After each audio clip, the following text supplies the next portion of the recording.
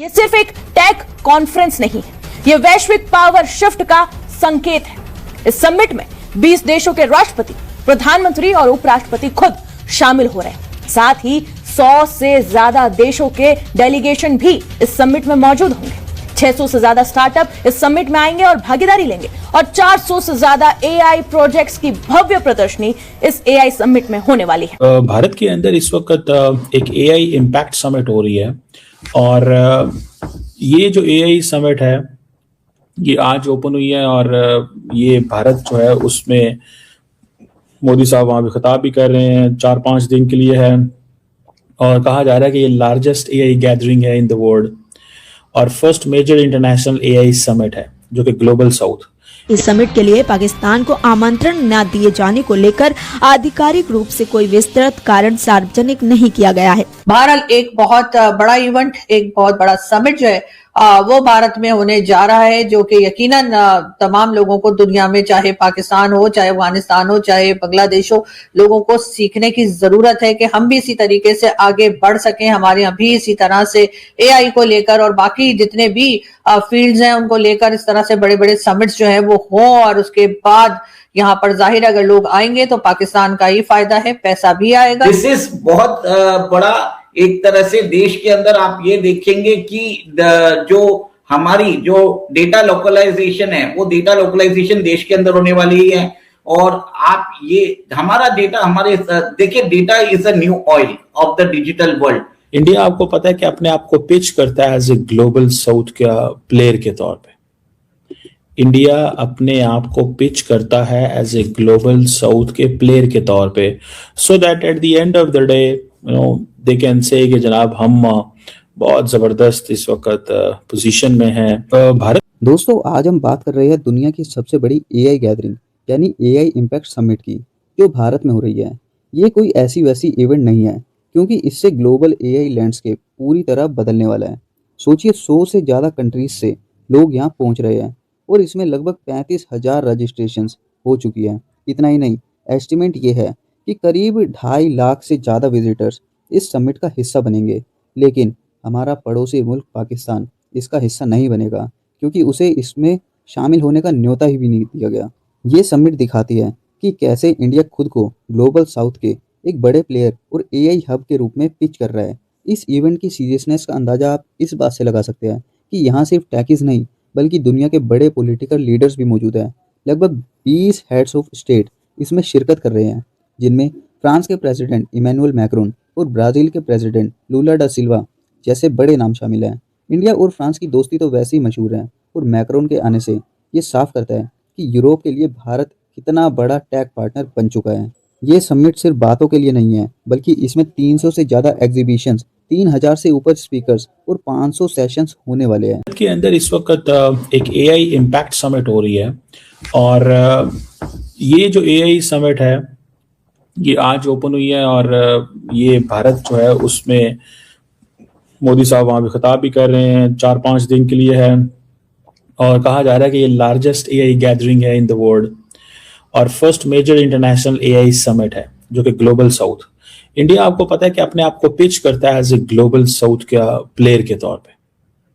India अपने आप को पिच करता है एज ए ग्लोबल साउथ के प्लेयर के तौर पे so that at the end of the day you know they can say कि जनाब हम बहुत ज़बरदस्त इस वक्त पोजीशन में हैं और हम ग्लोबल साउथ में अकेले हैं जो एआई पे काम कर रहे हैं। ग्लोबल एआई गवर्नेंस हो, इंक्लूसिव एआई हो, हम और मुल्कों को साथ लेके चलना चाहते हैं, हम so on and so forth. 2.5 lakh visitors आ रहे हैं, 35,000 रजिस्ट्रेशंस हैं from more than 100 countries, 20 heads of state governments आ रहे हैं।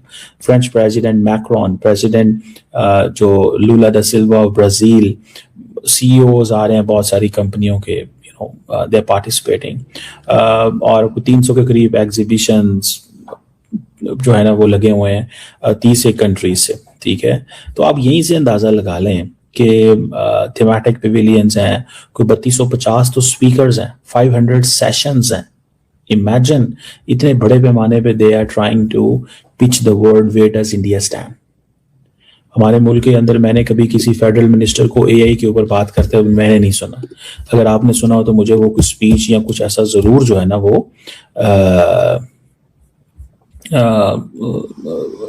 वो है। तो दिस इज सिग्निफिकेंट, इस चीज को देखना चाहिए। और मैक्रॉन आ रहे हैं वहां पे, ठीक है।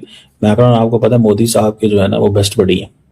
बल्कि इंडिया का द रियल कनेक्शन इंडिया का यूरोप में फ्रांस है, इस चीज को कभी ना भूलिएगा, ठीक है जी। और मोदी साहब जो है इसको इनॉग्रेट कर रहे हैं, और shared road map for global AI governance and collaboration.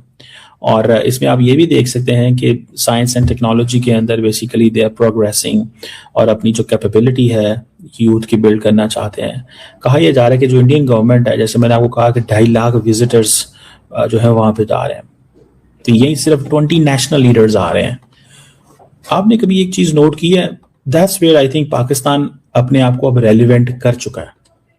अब हम दुनिया में रेलिवेंट हो चुके हैं। दुनिया अब हमारे पास आती है और हम दुनिया के पास जाते हैं। We had gone through a larger period of political and diplomatic isolation in the world. उसकी वजह थी हम दहशतगर्दी की जंग लड़ रहे थे। मुझे अक्सर पाकिस्तान में लोग कहते हैं हम पीछे रह गए। क्यों रह गए वाला? बिकॉज हम पिछले 20 साल जो है वो 22 साल दहशतगर्दी की जंग लड़ रहे थे। इंडिया जो है वो एआई, इकोनॉमी, ट्रेड, हर चीज में वो मेहनत कर रहा है, तरक्की कर रहा है। इंडिया ने अपने रास्ते बना लिए, ठीक है ना जी, उन्होंने अपने रास्ते बना लिए।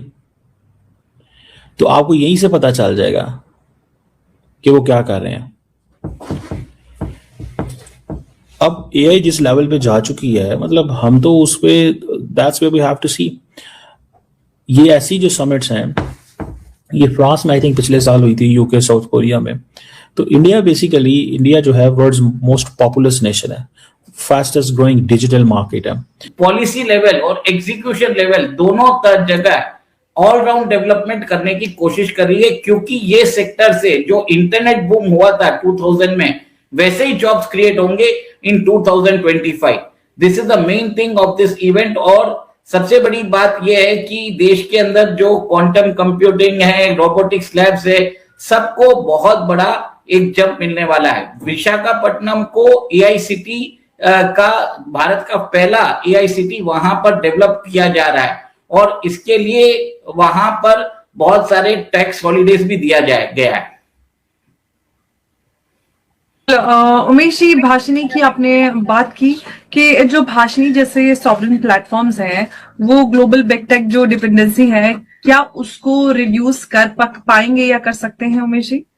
देखिए, मैंने सर्वम का बोला था, जो सर्वम में भारत का लार्ज लैंग्वेज मॉडल है, ये एक तरह से देसी चैट जीपीटी है जिसको भारत सरकार प्रमोट कर रही है। ये बेंगलोर की एक कंपनी है, उसको डेवलप कर रही है।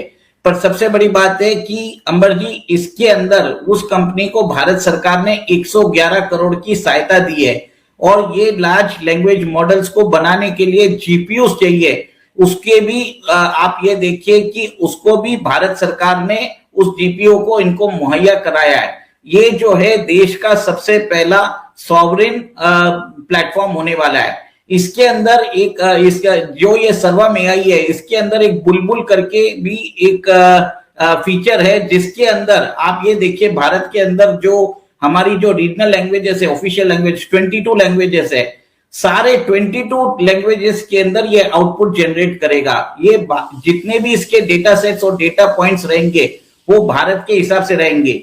सबसे बड़ी बात है कि इसके अंदर text to speech, speech to text, even अगर आप कोई डॉक्यूमेंट भी डाल देते हैं, मतलब कुछ भी लिखा हुआ अगर खरी बोली में भी आप लिखते हुए डाल देते हैं या उर्दू में भी डाल देते हैं, ये उसको भी पढ़ के उसके अंदर भी वो बताते हैं कि इसको अच्छी तरह से कैच कर लेता है।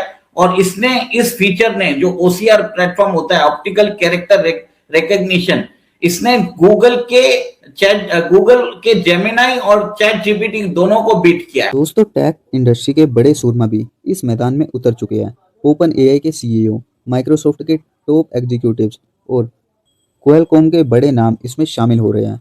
गूगल के सुंदर पिचाई भी इस समिट का एक बड़ा चेहरा है। जब इतनी बड़ी टेक जायंट से एक ही प्लेटफॉर्म पर आती है, तो समझ लीजिए कि सिलिकॉन वैली की नज़र अब पूरी तरह भारत पर है। समिट का थीम है पीपल, प्रोग्रेस एंड प्लेनेट, जिसे 3 सूत्रस कहा जा रहा है। इसका मकसद ये है कि एआई सिर्फ कुछ अमीर देशों तक ही सीमित ना रहे, बल्कि इसका फ़ायदा आम इंसान और पूरे प्लेनेट को मिले। इंडिया यहाँ एआई फॉर ऑल का नारा दे रहा है, जो दिखाता है कि वो इंक्लूसिव ग्रोथ चाहता है। लेकिन इसके बीच एक बड़ी डिबेट पाकिस्तान और चाइना को लेकर भी है।